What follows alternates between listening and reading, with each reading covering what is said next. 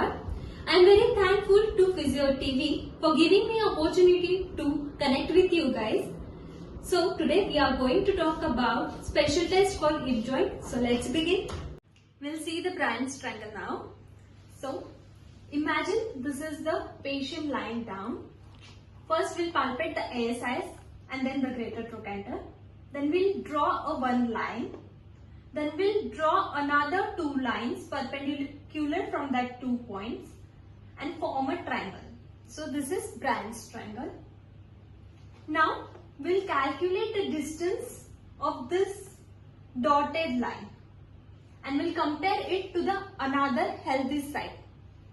If the distance is less than the healthy side ones, then there is a supratrochanteric shortening. We'll see the posterior labral tear test or the FADIR test. For that, the patient will be lying down on the couch in supine position. Therapist will flex the knee, adducts the joint and internally rotate, followed by external rotation, abduction and extension.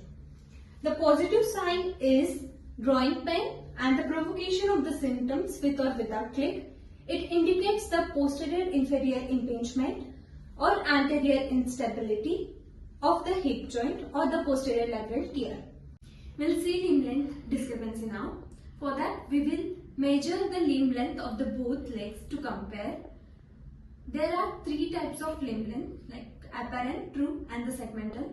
First, we'll see the apparent limb length. It is measured from the umbilicus to the medial malleolus. We'll also measure for the another leg for the comparison. If the difference between the two sides of the length is more than 2 cm, then there is a concern for the limb length discrepancy. If it is less or equal to the 2 cm, then it is normal. Now we'll see the true limb length. For that, we'll palpate the ASIs and we'll measure the limb length till medial malleolus. Again, we'll compare it on the another side. In this case, it is equal.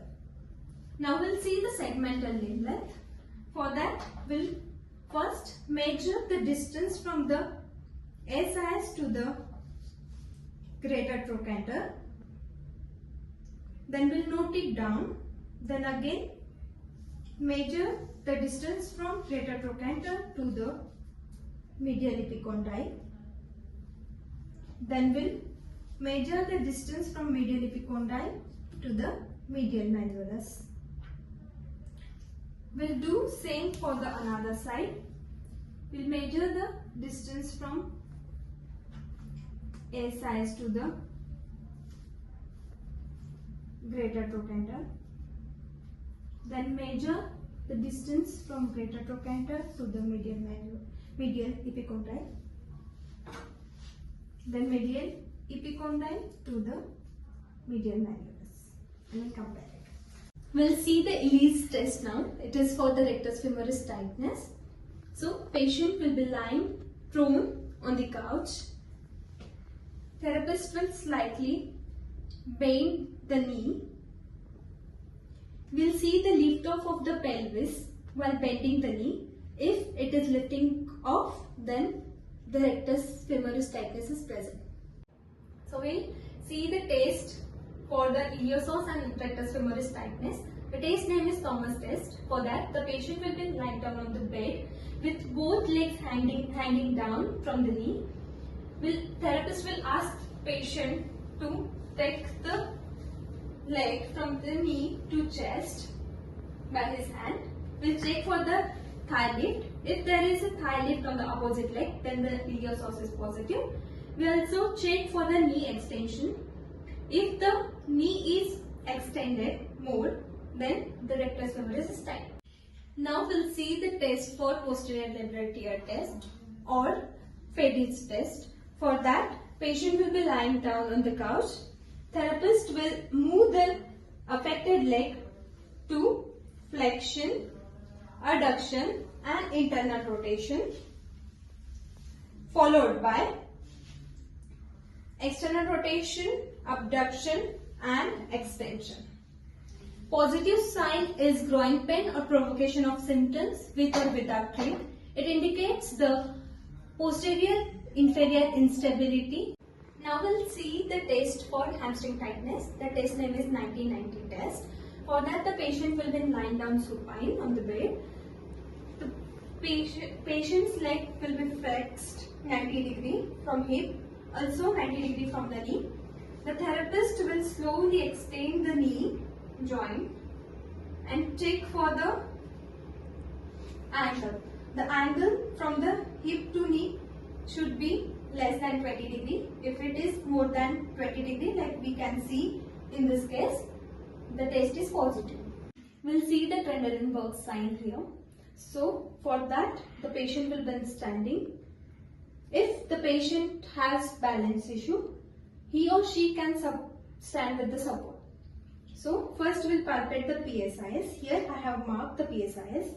I am keeping my thumb over PSIs. We'll ask patient to lift the one leg and stand on the affected leg. The PSIs will move upward. If it drops down, then it is indicative of hip abductor weakness or hip instability. 2 centimeter of drop is significant.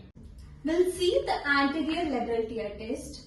For that, the patient will be lying down on the supine and therapist will flex the joint, abduct the hip and external rotate the joint, followed by internal rotation, adduction and the extension. If the symptoms are produced, provoked and groin pain occurred with or without click, the test is positive. It indicates the anterior inferior impingement, posterior instability and anterior labral tear. Thank you for watching and thank you for cooperating.